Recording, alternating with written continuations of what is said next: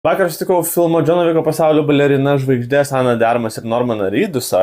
Gerai, jeigu iš tikrųjų tai nesutikau, bet buvom vienam kambarį. Kaip jau turbūt žino, dabar esu Londone, kur vyksta filmo Džono Viko pasaulio balerina speciali pasaulinė premjera. Pirmasis vakaras buvo skirtas turinio kūrėjams, kur galėjom susipažinti ir taip pat pamatyti bei išgirsti filmo žvaigždės. Tai jau kaip ir minėjau, yra Ana de Armas ir Normanas Reedusas. Kartu su jais, aišku, dar buvo ir filmo režisierius Lenas Weismanas. Ir jie visi trise papasakojo apie filmą, apie naujus personažus, apie tai, kaip jiems sekėsi filmuoti, apie kovų scenas, apie šiek tiek buvo be galo įdomu. Ir pavyzdžiui, Ana de Armas papasakojo, kuo išsiskiria jos personažas Ieva. I really enjoy playing her. She's like I said, she's really tough, she's badass, she's very sharp, and she's quick, and she can manhandle a bunch of big dudes. Na, Normanas Reedusas kaip ir papasakojo, kuo skiriasi jo ankstesni vaidmenys nuo dabartinio. Kad anksčiau jo kovos scenos buvo visai kitokios negu dabar, nes čia labai daug susijęs su matematika.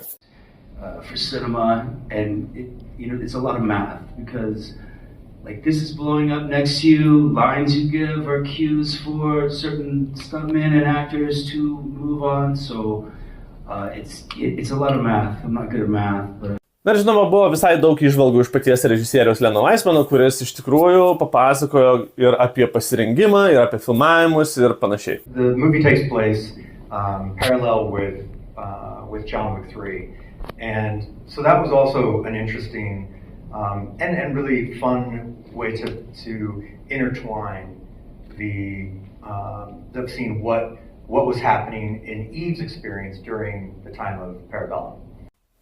Man buvo tikrai didelis malonumas stebėti ir būti vienam kambaryje su Hollywoodo aktoriais ir išgirsti iš jų lūpų, kaip jie kūrė šį filmą.